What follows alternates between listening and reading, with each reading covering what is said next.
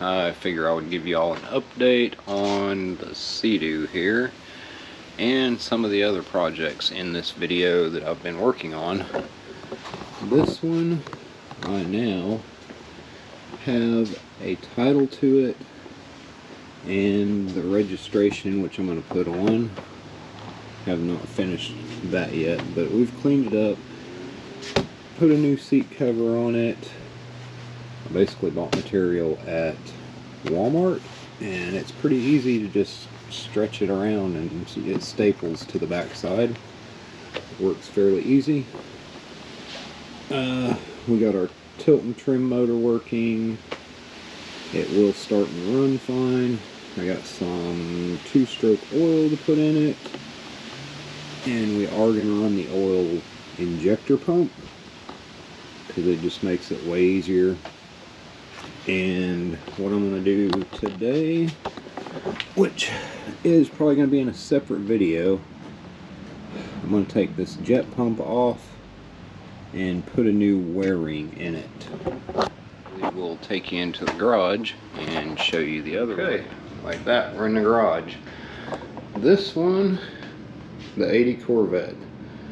We've got basically everything pretty good on it, other than I'm not happy with my intake, which I have sitting here loose right now. So I'm going to change the way that is, and we're going to come out either 45 or 90. Come over to here, well, over to here. On this side, we're going to have another, I'm going to have a cone. I'm actually going to kind of build a box off of this, I think, to close it off. But see, I have these vents here that I want to be able to get some cool air into the intake for it to run better. Last time I had it out was scanning it, and my fuel trims were way off, and the intake air temp was showing 145, so that was way high.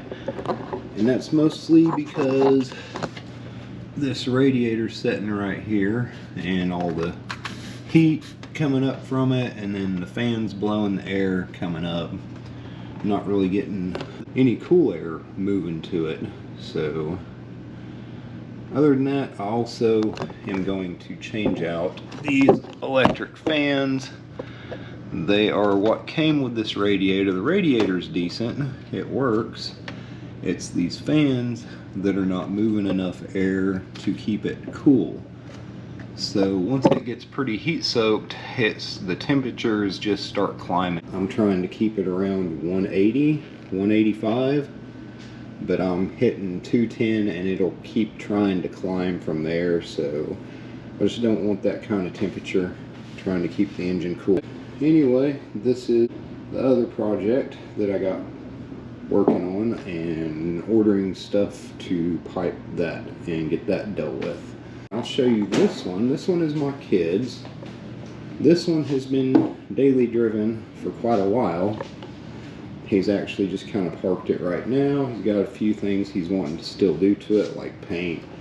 But other than that, this thing is rock solid reliable. He's daily drove it for probably a year. It's just right now with the temperature, he's driving my other Tahoe to have AC. He's not wanting to put AC in this one. This one I have put AC in. So anyway, let's head up to the shop. Alright guys, we are up at the shop, and I will show you the 56 Ford that we were working on. This one is brakes, engine, carburetor, get it running. We got a fuel pump, basically fuel pump slash vacuum pump to go on it. And basically I think we're about done with this one. Probably gonna do a water pump and a radiator because it is pretty crusty. So the water pump, if you can look in that little hole, it looks pretty rusted out, and that's a weep hole, so I'm guessing it's bad. Yeah, this side of the radiator is not looking very good. So other than that, this thing should fire up and run.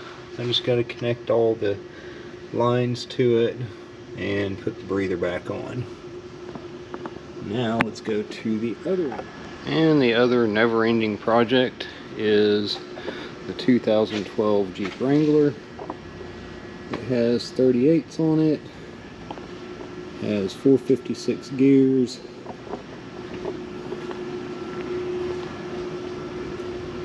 we have Poison Spider rear bumper.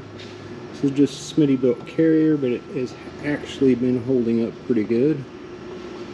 I did change the radio out, so we do have a backup camera so we can see around that. Have the Sunrider top on it. Anti-rock sway bars, front and rear. JCR rock sliders. We have a TerraFlex long arm kit with a 3.5 inch lift with Fox shocks. The ultimate end game for this one, yeah, and we have Poison Spider fenders and LOD front bumper. These are the aluminum. Probably next thing I need to do to this is sand and clear coat those front and rear. But the end game for this one would be probably stronger axles and putting a Hemi swap in it. That is the end goal for this one. And this is another little play toy project that I got here. It is a Helix 150cc. I stuck some Razor seats in it, and we got a KC flex light on the front. We've taken this one out playing around, especially in the snow, but it's a fun little toy. And I got this one that I've had running, not in a very long time though. As you can see, the cobwebs. But it is a Kawasaki Mojave 250cc. Now the problem with this one, I mean, when it ran like a brand new quad, but it's only a kickstart. And inside here, there is a idler gear that goes between the kickstart shaft and the actual stator that has the ring on it that spins the engine, and that idler shaft snapped. So at some point I'm going to be pulling this back apart and getting it running. It's just a fun little quad. It's nothing insane, but I've had this for a very long time and would like to have it up and running again. So anyway, we have basically, those are the projects that I got right now that I'm working on.